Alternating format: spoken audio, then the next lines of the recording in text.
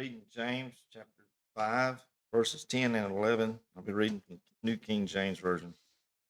My brethren, take the prophets who spoke the name of the Lord as an example of suffering and patience. Indeed, we count them blessed who endure. You have heard of the perseverance of Job and seen the end intended by the Lord, and that the Lord is very compassionate and merciful.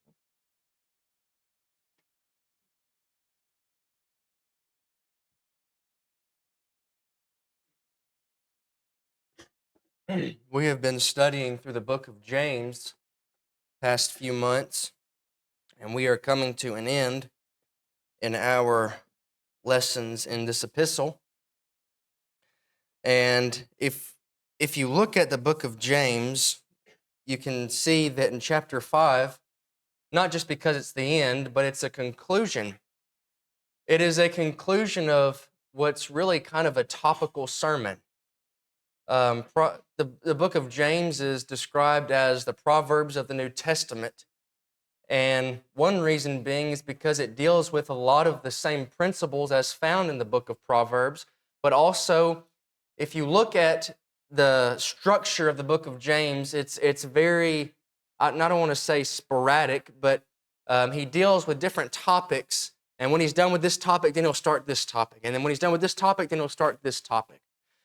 And if you look at the beginning of the book of James, specifically James chapter 1, the entire chapter, it is an introduction to the entire book. He discusses every single topic that he's going to touch on in the entire book, and he just kind of discusses what those topics are. Then he dives deep into those topics on a very, very detailed level. He follows the structure of what some preachers will say, tell them what you're going to say it, and then tell them what you said. And in chapter 5, he touches a lot on what he's already talked about. It's almost like he's just reinforcing everything that I've said. Therefore, do all of these things that I've already told you to do. But very quickly, I want you to look at this. And in James chapter 1, we notice the testing of faith, persecution, and temptation. And in this chapter, you notice the 5 main topics that he's going to discuss. In chapter 1, 1 through 4, he talks about trials mature us. When you go through trials, they will either, if you allow it, make you grow stronger, or they will crush you. It depends on you and how your attitude is. In verses 5 through 8, he gives the second topic. He discusses a giving God and a faithful prayer life. Notice how in these two topics that are joined together as one, a giving God and a faithful prayer life, God wants to give, and he gives to all abundantly, but he wants you to ask for it. He's not just going to give it out and not have a relationship with you. He wants you to talk to him. You're his child. He's your father. He wants to have that relationship with you. And he says, if you're lacking anything while you're going through these trials, ask me for wisdom and I'll give it to you. And then he discusses the third principle, riches and poverty. Chapter 1, verses 9 through 11. He discusses the riches and how some people who are very wealthy rely on these riches. And then there are some who are very poor, and they glory in their condition because they accept God and rely on him. And he says that both individuals, rich and poor, are going to come to an end one day, so you need to be careful where you invest. And then he discusses, chapter 1, 12 through 18, eternal life in the Savior. He gives this beautiful chiastic structure, bookending it with the hope, the resurrection, talking about how we can find this hope and this resurrection in Jesus, but we cannot be blaming him and that it's his fault that we suffer temptation, because he actually understands what we go through. And then he concludes the introduction, as he gives the 5th point in his introduction, 19 through 27, undefiled and active obedience to the royal law and law of liberty. He says you need to have an active faith in obeying the law and the covenant that you are currently under, which is the law of liberty, the law that is in Jesus the Christ, the new covenant, by loving others, by following the law that is royal, that has been through every single covenant. Love your neighbor as yourself. You obey God and keep His commandments by loving others. And after he gives this introduction, he then in each chapter touches on all of them. Chapter 2, working of faith, partiality and obedience. Chapter 3, teaching the faith, prudence and requirements in being a teacher. Chapter 4, planning in faith. He talks about pride and humility. You put your own plans and your own wants and your own desires before God's providential plans, and you even leave God out of your plans. And he's specifically targeting those who are rich individuals, because at the very end of chapter 4, which leads into our sermon this morning, he says that you're scattered abroad, chapter 1, verse 1. But yet you're still saying, we shall go into such and such a city and buy, sell, and make gain. And we will prosper there. He says, you have no idea if you're going to prosper there. You have no idea what tomorrow holds. Your life is but a vapor. It's here one moment and then it's gone the next. You are mortal. You're not God. You're not in control.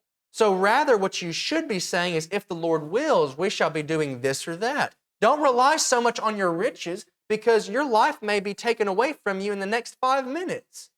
So rather put your faith and your investments in God. Now, with that being said, he then transitions into chapter 5, verses 1 through 6, which is what's going to be our first point this morning, verses 1 through 11, patient in suffering. Being patient in suffering. I mentioned 1 through 6. We'll discuss that, but the sermon is so in depth that James gives. So what we're going to do is today, Lord willing, if the Lord wills, we're going to look at the first half of this chapter this morning. And then this evening, we're going to conclude the entire book by seeing the exhortation that James gives by saying, now that I have said all of these things, this is what you need to be doing as a faithful Christian to Christ. In verses 1 through 11, he discusses being patient in suffering. Again, he's just reinforcing something that he's already stated. He's talked about suffering in chapter 1 and how we need to endure these trials and temptations.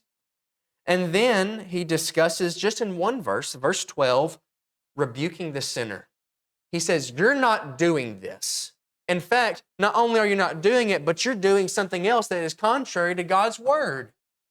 And then this evening, we'll notice the latter half of this chapter, 13 through 18, praying in suffering. So he first says, be patient in suffering, and then he rebukes the sinner.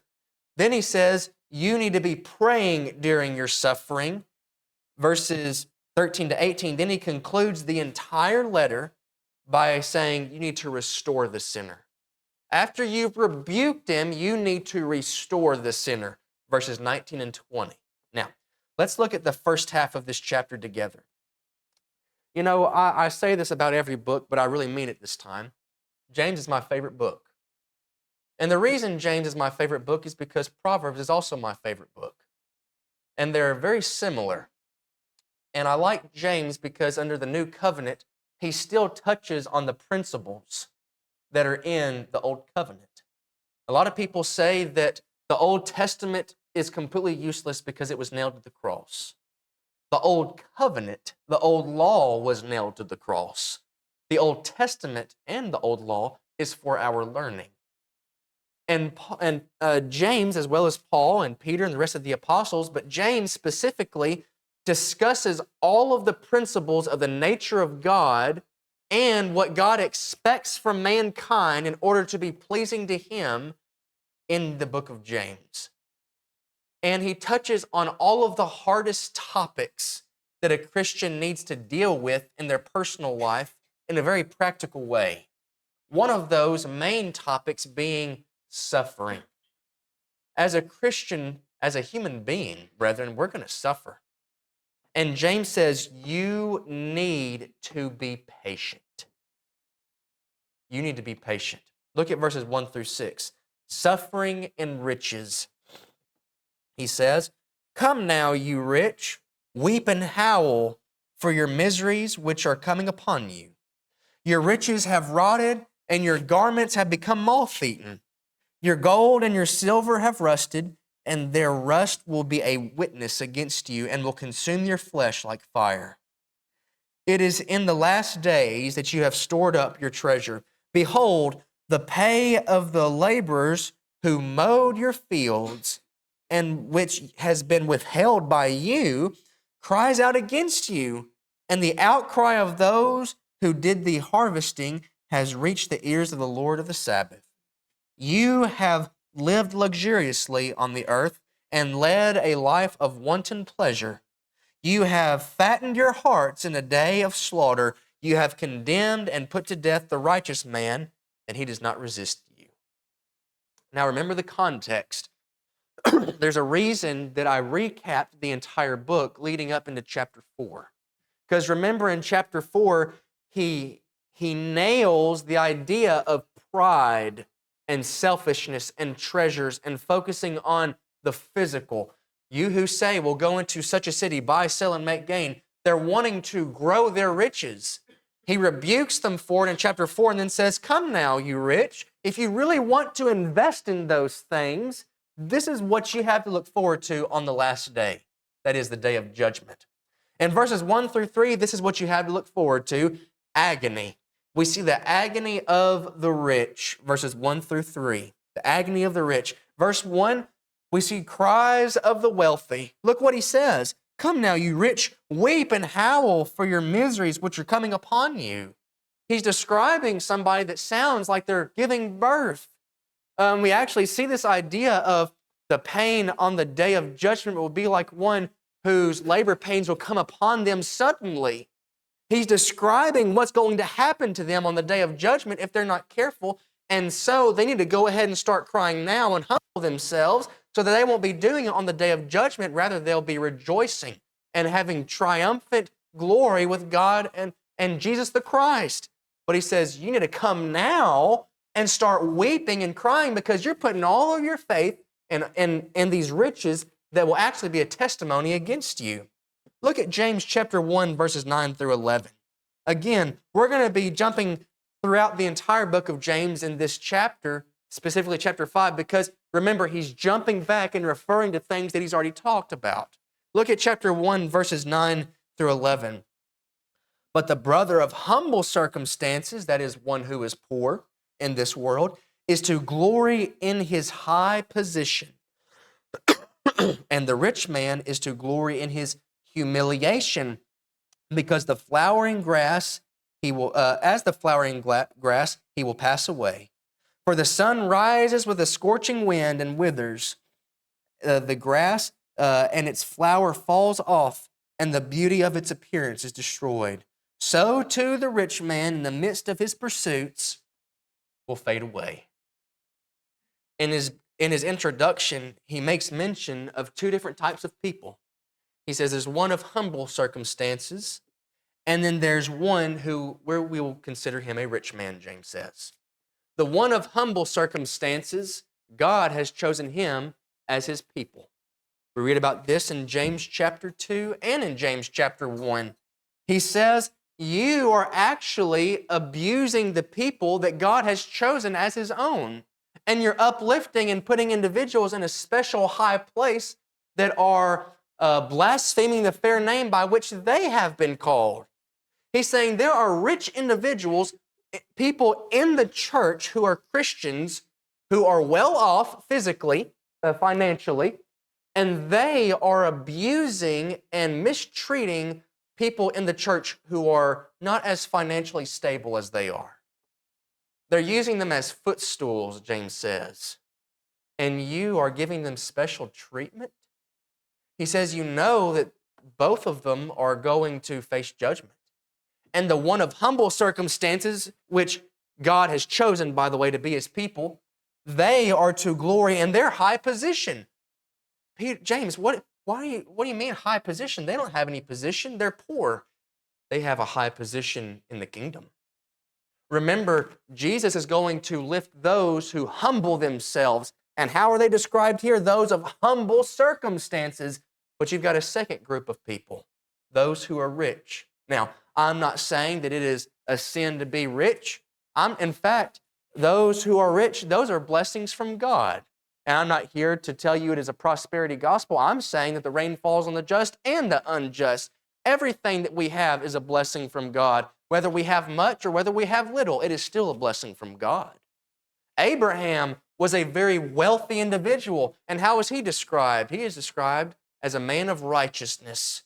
He's described as a man of faith. It's not a sin to be wealthy, but it is a sin to abuse your wealth and to use that wealth to abuse others, especially those of the kingdom of God. Now, jump back to James chapter 5 and look what he says. All of that wealth that you have abused, that God has blessed you with, you have taken something that God has blessed you with and you have used it for something that is blasphemy. Blaspheming the fair name of God. Look at chapter 5, verses 2 through 3. We see cries of the wealthy and the corruption of the wealth, verses 2 through 3. Look what he says. Your riches have rotted and your garments have become moth-eaten. Your gold and your silver have rusted, and their rust will be a witness against you and will consume your flesh like fire. He first describes the individual as being in complete agony because where have they put their trust? They have put their trust in something that they have caused agony over others. And he says, in the same way that you have abused it to make others full of agony, it will do the exact same thing to you on the day of judgment. The wealth is corrupted. You know, this sounds very similar to something that Jesus said in his Sermon on the Mount. In Matthew chapter 6, verses 19 through 21, lay up for yourselves not treasures on earth where neither moth nor rust doth corrupt and where thieves cannot break in and steal, but rather set your heart, your treasure on things above in heaven, where those things can't happen, where moth can't eat it, rust can't destroy, and thieves can't break in and steal. How has James described their riches? They're moth-eaten, they're rusted, they're being corrupted, it's stolen, it's going to be burnt up in the end. And as it's being burnt up, because you put your faith in it, guess what's going to happen to you? You're going to burn up with it. James says, you need to be careful on how you use your riches. Because if you misuse it, it's going to misuse you on the day of judgment. And then he says in the end of verse 3, calling out of the wealth. He says, you're going to cry out. We see the corruption of your wealth, and in the corruption of the wealth, it's going to be a testimony against you. It's going to testify against you. Look what he says. It is in the last days that you have stored up for your treasures. Now look back a little bit before that sentence. And their rust will be a witness against you and will consume your flesh like fire. Now after he makes that statement, look at the very end of verse 3. It is in the last days. When is this testimony going to happen? In the last days. Which means while we are still alive and still breathing and God allows this earth to continue, He's giving us a chance to do the right thing. He's telling those who are scattered abroad, who are prideful and misusing their riches and abusing the poor, saying, come now. Don't wait then. Don't wait till the day of the Lord, because by then it's going to be too late. You need to do it now. Come now, cry. In Matthew chapter 5, verses 3 and following, we see this idea of being poor in spirit. Blessed are those who are poor in spirit. Blessed are they that mourn, for they shall be comforted. They realize that they are spiritually destitute, and therefore they are grieving over their spiritual death. That is, they are mourning. James is giving that exact same teaching here. You may be rich physically, but spiritually you're bankrupt. And you need to be showing misery and weeping and howling in those miseries, realizing that you've got nothing without God. In fact, you're blaspheming his name and persecuting his people, that is the poor, that he has chosen to be his people. And if you're not careful and you do not repent, these riches that you have abused are going to testify against you to the great judge. Now look at verses 4 through 6. Why is all of this happening in the first place? Why are you saying that the riches are going to testify against me? What is the gold and silver going to speak literally on the day of judgment? That's not what he's saying. He's saying that they have done something with their riches, that they have accumulated wealth in a very deceptive and unrighteous way. And this is how they're doing it. Verses 4 through 6, the abuse of the rich. Look at verses 4 through 6. Behold, the pay of the laborers who mowed your fields, and which has been withheld by you, cries out against you. And the outcry of those who did the harvesting has reached the ears of the Lord of the Sabbath. He says the reason that your riches are going to testify against you is because those riches actually do not belong to you. They belong to those who worked hard for it and you stole it from them. And not just anybody, the laborers in your field, which are most likely those in the Lord's church who are being used as a footstool. So not only are you abusing the poor by putting them in a lower position, but you're also misusing them and stealing from them, and they can't do anything about it. In verse 4, abusing the righteous. Look at James chapter 2, verses 2 through 4. Remember, he's bouncing back to the things that he's already discussed. Look at chapter 2, verses 2 through 4. He says, "For if a man comes into your assembly with a gold ring and dressed in fine clothes, and there also comes in a poor man in dirty clothes, and you pay special attention to the one who is wearing the fine clothes, and you say, 'You sit here in a good place.' And you say to the poor man, 'You stand over there, or sit down by my footstool.' Have you not made distinctions among yourselves and become judges with evil motives?" Look at verses 5 and 6 now. "Listen, my beloved brethren. Did not God choose the poor of this world to be rich in faith and heirs of the kingdom which he promised to those who love him? But you have dishonored the poor man. Is it not the rich who oppress you and personally drag you into court?" What has James just described in James chapter 2? What James has just described in James chapter 2, verses 2 through 6, is people who are looking for the outward appearance. If you look at James chapter 2 and verse 1, he says, "Do not hold the faith in our glorious Lord Jesus Christ with an attitude of personal favoritism." That is, being a looker upon the face. You do not withhold the faith of Jesus the Christ and only give it out to those who meet your standard of humanity. That would be like me looking at somebody and saying, "You know what, your bank account isn't as big as it needs to be, so I'm not going to have a Bible study with you. In fact, you can come on worship service. I can't keep you from doing that, but you need to either sit in the very back pew or you need to sit in the floor underneath my pew because I can't be seen with you." You're an embarrassment, is what James is saying that what they're doing.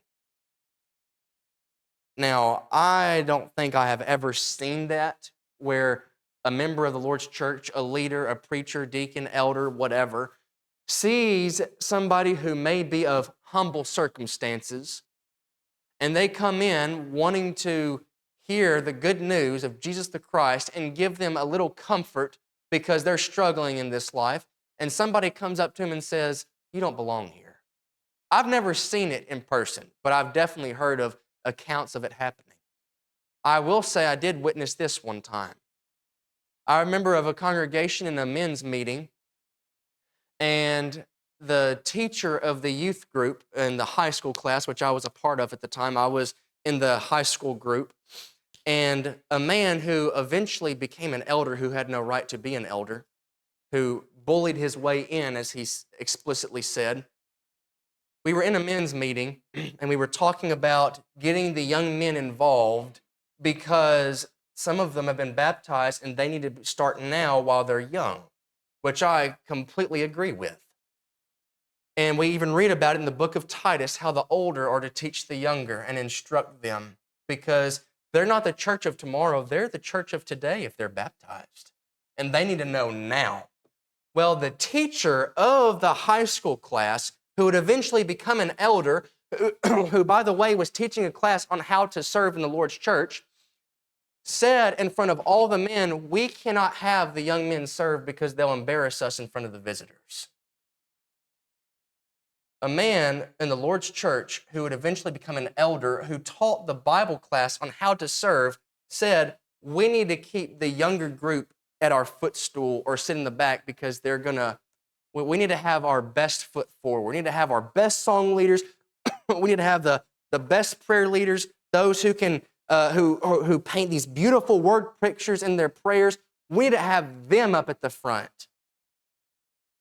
What do you think that's going to do to the visitors?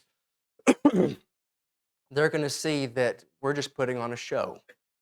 And we're going to be just like the Pharisees. I'm so glad that I'm better than brother so-and-so because brother so-and-so, man, he's nothing like me. I'm so glad I'm not like sister so-and-so because not only are they poor, but if they were just like me and they had all these riches, they could do more for the church. And look at them, they're just throwing in mites. Brethren, we need to be careful that we do not obtain that attitude.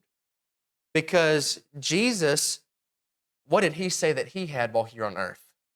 The foxes have holes and the birds have nests, but the Son of Man doesn't even have a place to rest his head. If we're not careful, brethren, and we have this attitude, not only will we be abusing those that are God's chosen, but what happens when you mess with a bear cub? You mess with Mama Bear. What happens when you mess with God's chosen? You mess with Jehovah God. Anybody recall of our lesson last Sunday night I believe it was last Sunday night, with Pharaoh and Moses?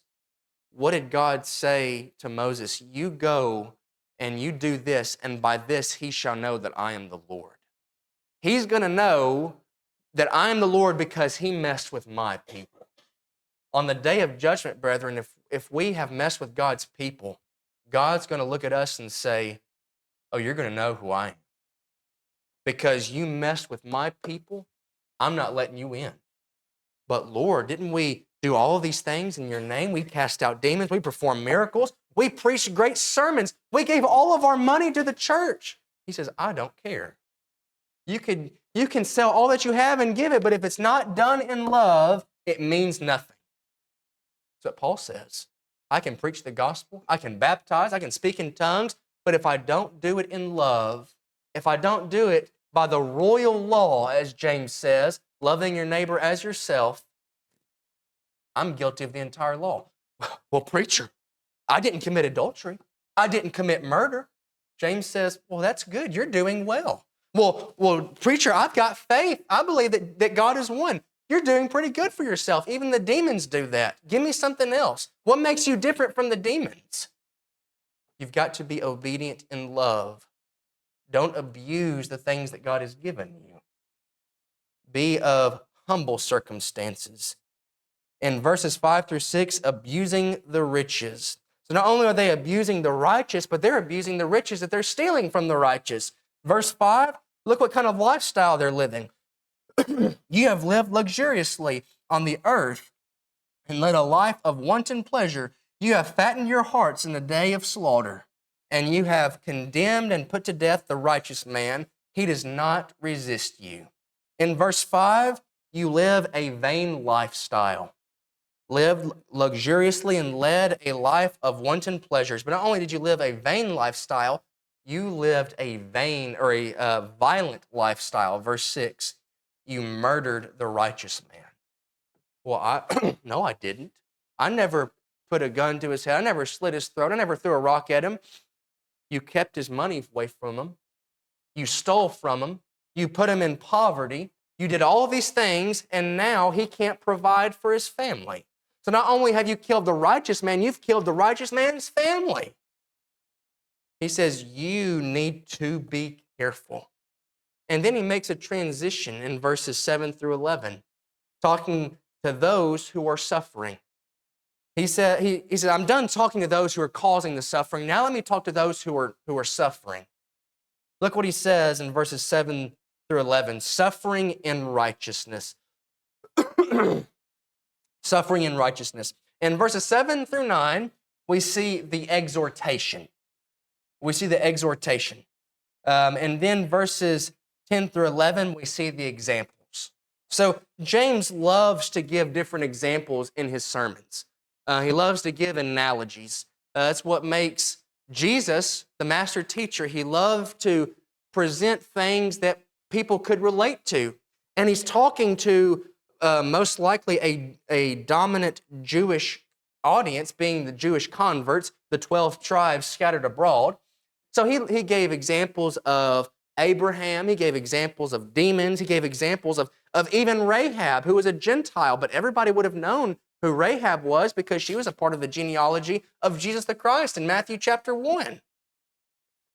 He gives examples of two individuals specifically that the Hebrews would have known. He doesn't really touch on one until the very end, but he alludes to the prophets.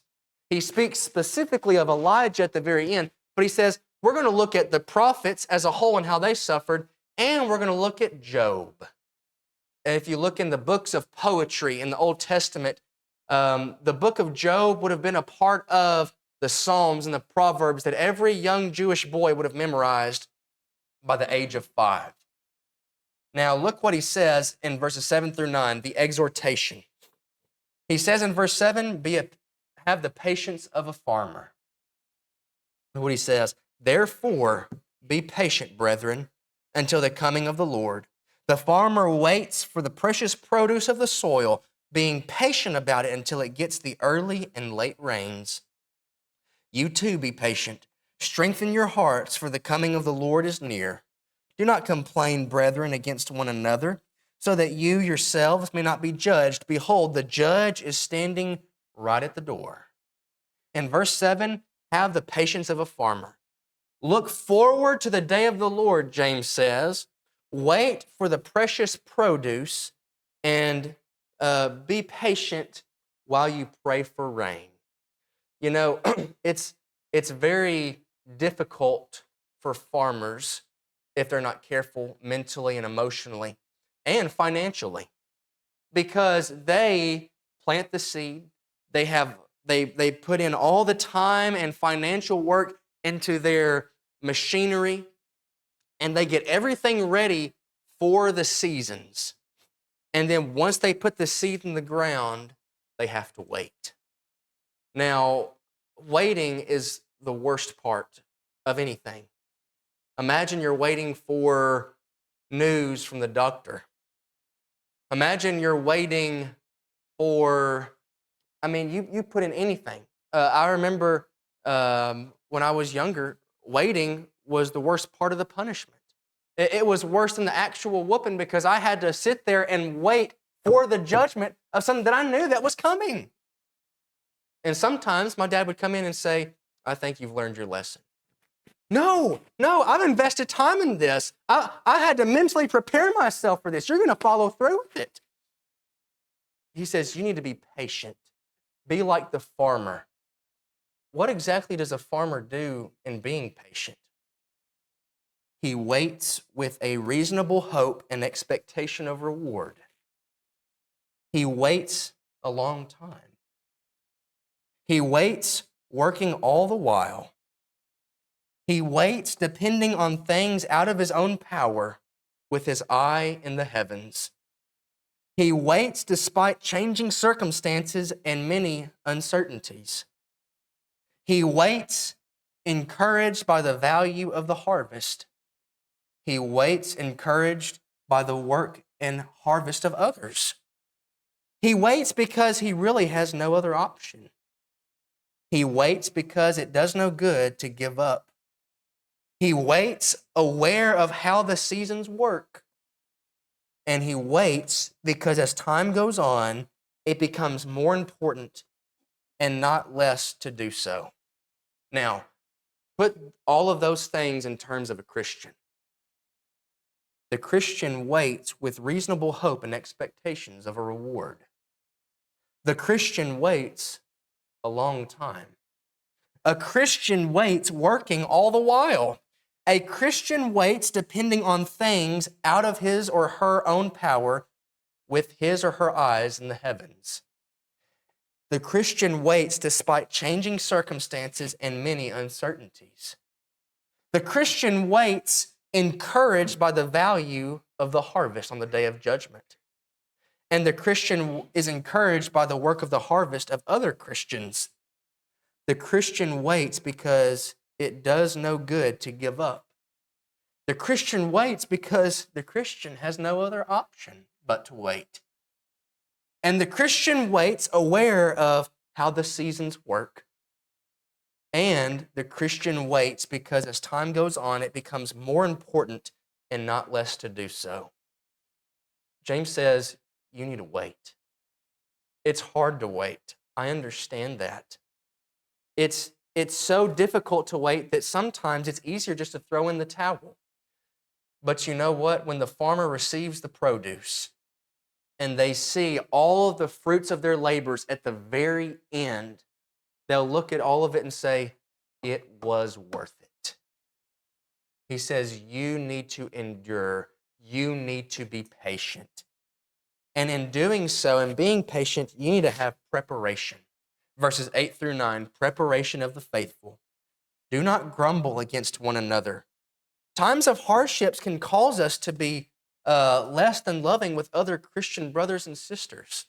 You know, when you're waiting and you're not patient, you get on edge if you don't have self-control.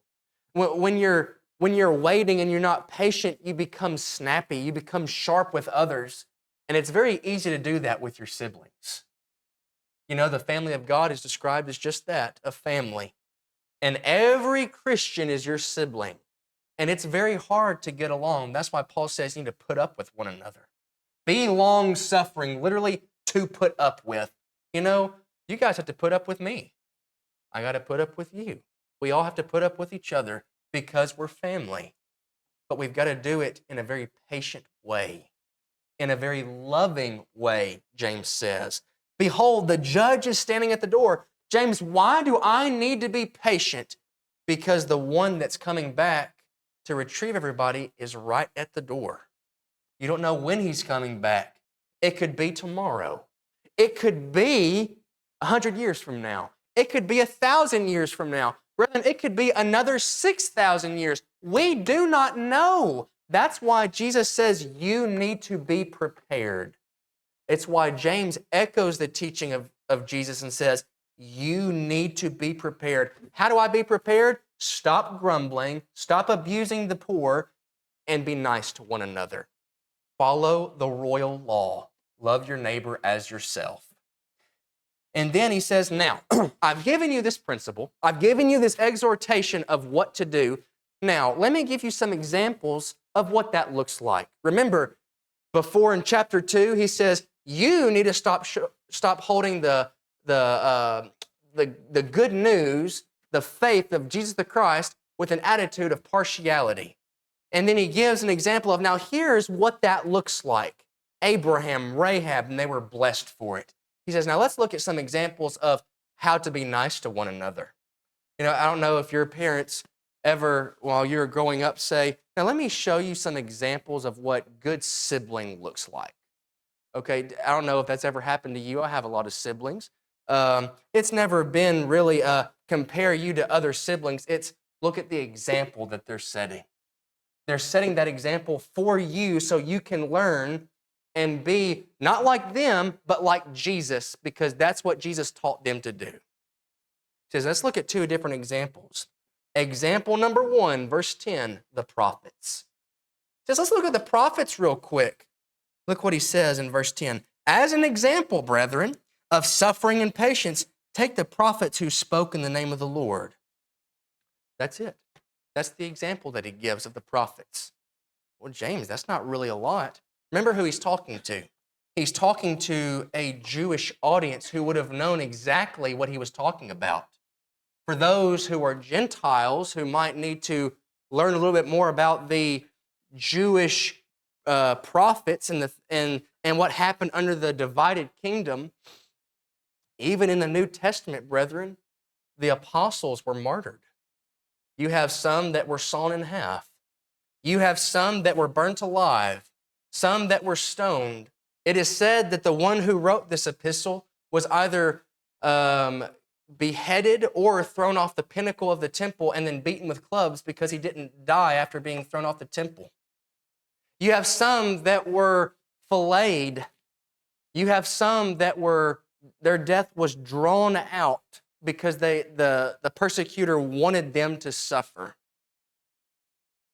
You think you've had a bad day? Imagine getting sawn in half. You think that, man, this is just one of those rainy days. When it rains, it pours. You know what? Well, at least you're not being burnt alive. At least you still have your family not being torn away from you and never seeing them again as they're crying and screaming your name. That's what they were dealing with. And James says, when you go through that, you be patient. Because the judge is at the door and he has a reward for you for enduring. He says in James chapter 1, count it all joy when you suffer these things, because in doing so you will gain endurance, you will gain patience, and patience will have its perfect work. It will complete you. It will get you ready for the harvest like the farmer is doing. And then he says, and let me give you another example. What about Job? You know, we talked about the prophets and what they just went through. What did Job go through? Look at verse 11. We count those blessed who endured. You have heard of the endurance of Job and have seen the outcome of the Lord's dealings, that the Lord is full of compassion and is merciful. You know, when a lot of people, especially outside the church, read the book of Job, that's not their first conclusion. Is, man, look at all these things Job suffered. Man, this is a good God right here, allowing him to go through all of these things. This is a God that I want to serve. That's usually not people's first gut reaction. Their first question really is, why would God allow that? You know what Job would say? I've been trying to figure out the same thing. And you know what? Job never got his answer. The example of Job, these are the things that he went through. He lost his children. He lost his money. He lost his business. He lost his wife. And not in death, but in support, which is what a wife is there for, to be a helpmeet. In fact, not only did she cease to support him, but she actually supported in telling him to deny God. He lost his health. He lost his friends. He lost his reputation. Job had a bad day.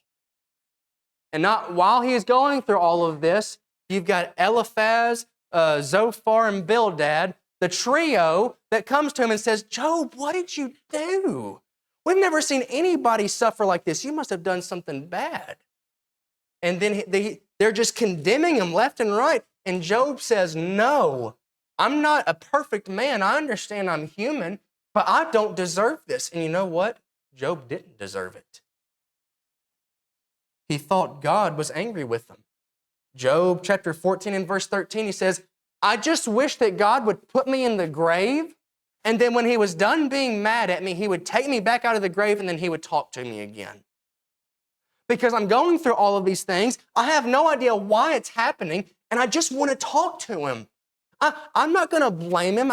I demand counsel. I want to speak my piece.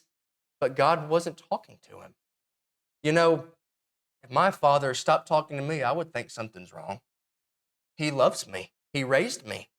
And if I see him in the store, I'm going to him. Imagine if I go to his house and I go to give him a hug and he looks at me, he stands up and he walks into his room and he slams the door shut. I thought, did I do something? And I go to my mother and I say, what's wrong? Why isn't my dad talking to me? She says, he just isn't. Did I do something? Well, tell me. I need to talk to him. That's what Job was going through. He thought God was angry with him after he'd done all these things for Jehovah. But you know what? In doing all and enduring these things, he never questioned God's sovereignty. He never questioned God's sovereignty. Sovereignty, the right to rule, his authority. He questioned a lot of things, but he never said, God, you're not the God that I thought you were. That's what Satan wanted him to say. He never said it. He never questioned God's sovereignty. And you know what else? In losing all of those things that we listed, he trusted that God would justify him. He says, even though I do not deserve this, and even though I do not know why it's happening, I know that God is just and he will justify me. And then, notice this at the very end of the book of Job. Job chapter 42, verses 1 through 6. After Job, the entire book, he's arguing and defending his honor with his friends. His friends are demeaning him and condemning him. And then Job silences all three of them. And then he turns to God and says, now I'm going to talk to God. Now, you don't want to talk to me? That's fine. I'm going to talk to you. I demand counsel. Why are you doing this? Or why are you allowing this? Why is this happening to me? This is my honor. These are all the things that I've done. I made a covenant with my eyes. I never looked upon another woman. I never mistreated my slaves. I always provided for my family. I was a good husband. I was a good businessman. I stood at the gates and spoke for those who didn't have anybody to speak for them. I was a man of honor. What is all of this about? And you know what God says? Something that my daddy always told me. He always said, son, you need to have a little bit of lead in your britches. God tells Job, you need to get some lead in your britches before you can talk to me. God says, all right, you said your piece. God comes in a whirlwind, terrifies Job. And God says, all right, I'll answer your questions if you can answer mine. Were you there when I created everything? Were you there when I created the ostrich and how fast it is? Look at the science behind the ostrich, Job. Were you there when I created the Leviathan? You know, every man has conquered every beast except the Leviathan, but the Leviathan bows to me. Were you there when I created light, Job? Job, can you do that? Can you create light? I didn't think you could, Job.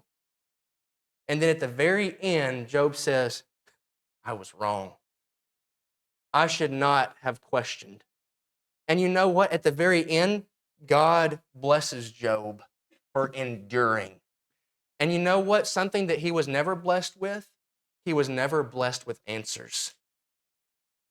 Job never knew why, but he knew God, and that was enough. He says, remember the endurance of Job and the example that he set. And through his example, he showed what kind of God he served. What is James saying?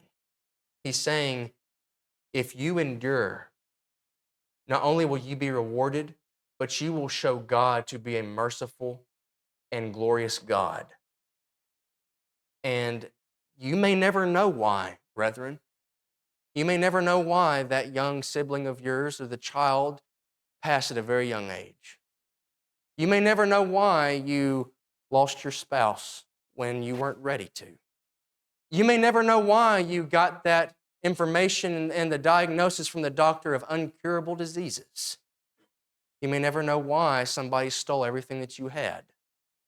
But you can know God, and that should be enough. Because James says everything that you have is going to be destroyed anyway. So trust in God. You know, I wanted to get to verse 12, but I think we're going to have to reschedule this for this evening. Just one verse. But what I'd like to conclude is, brethren, we need to be patient in our suffering. We really do. And if we are not patient, we will become bitter. You know, there's a reason why Job never became bitter. It's because he prepared. Not prepared physically. Notice all of the things that he presented to God of why I should be justified. I was holy because you were holy. I was nice to my slaves. I loved them like they were my own children. I treated my family right. I loved my wife. I never cheated on her. I never looked at another woman. I was honest in all my dealings. I did everything the way you wanted me to, and I still suffer. But you know what happened at the end? He gained a great reward. We may be going through this life thinking, I treat my workers fair. I'm honest in all of my dealings. I provide for my family. I've never cheated on my wife. In fact, I've gone the extra mile to show her just how much I love her. I've done everything. I'm holy because you're holy, and yet I'm still suffering, God. That's good. James says you're considered blessed because you're preparing for the judge that is at the door. So while you're here on earth breathing, continue to prepare while you suffer because you're in good company. You're with Job. You're with the prophets. And most importantly, brethren, you're with Jesus. You may be thinking, I'm not with Jesus, though. I've never been with Jesus. I've always been blaming him for things. But I realize that it's not his fault. And in fact, it's through him that I can find peace amongst trials. And I need to do that today. We'll do that now as together we stand and as we sing.